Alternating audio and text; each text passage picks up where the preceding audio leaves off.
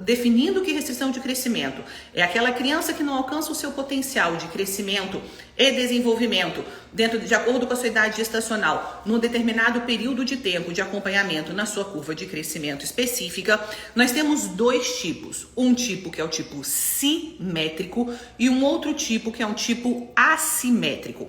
O tipo simétrico, ele corresponde a mais ou menos 20% de todos os casos relacionados à restrição de crescimento intrauterino.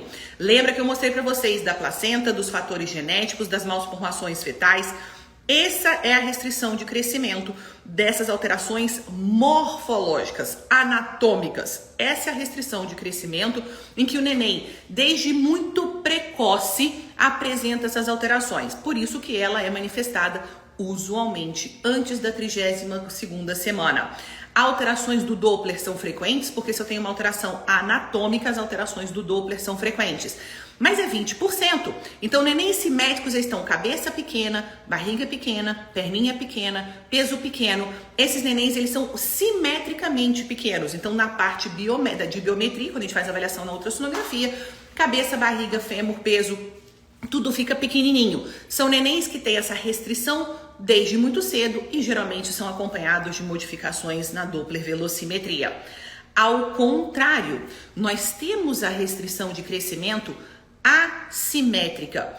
São nenéns que ficam com a barriga pequena em relação à circunferência cefálica, corresponde a 80% dos casos de restrição de crescimento intrauterino, e a causa principal é desnutrição. Eu vou repetir para vocês. 80% dos casos de restrição de crescimento intrauterino são restrição de crescimento intrauterino assimétrico, com modificações da relação da circunferência cefálica com a circunferência abdominal. São crianças que ficam com a cabeça maior do que a barriga relativamente, e as crianças têm que ter a barriga menor do que a cabeça. Também meus seguidores, meus alunos já sabem isso de cor e salteado. E a causa principal é desnutrição. Comumente, o diagnóstico é feito após a 32ª semana de gestação. E é muito raro ter alterações na Doppler velocimetria.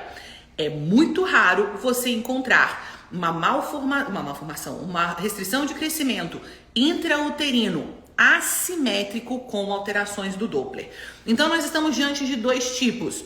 Uma restrição que é simétrica, onde o neném é todo pequenininho, que é mais precoce, mais comum, está relacionado à alteração do Doppler, fatores genéticos, alterações placentárias e malformações fetais.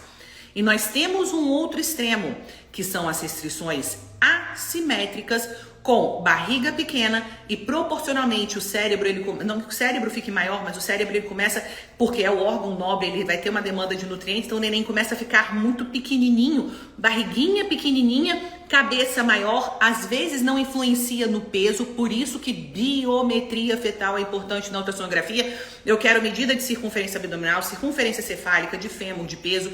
Às vezes o peso da cabeça sempre segura o peso do neném, a circunferência da cabeça, da cefálica, sempre segura o peso do neném, mas quando a gente vai fazer a circunferência abdominal, aparece lá, circunferência abdominal no percentil 3, mas o peso está no percentil 15. Ah, então ele não está restrito. Não é assim que funciona.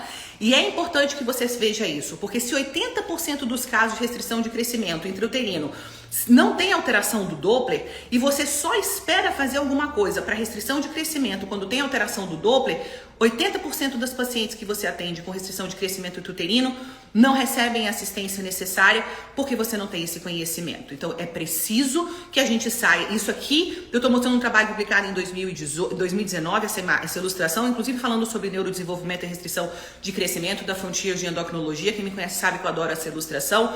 Mostrei para vocês o trabalho logo no começo que é uma referência de 2016, mas desde 2010 nós já temos uma quantidade imensa de trabalhos falando a respeito de restrição de crescimento, como essa definição tão diferente em relação ao pequeno para idade gestacional. Por quê? Porque começou-se a observar na prática clínica. Nós estamos falando de uma outra entidade, nós estamos falando de um outro conjunto de fetos. Eu não estou falando de crianças que são pequenas, patologicamente pequenas. Eu estou falando de crianças que não conseguem alcançar o potencial de desenvolvimento.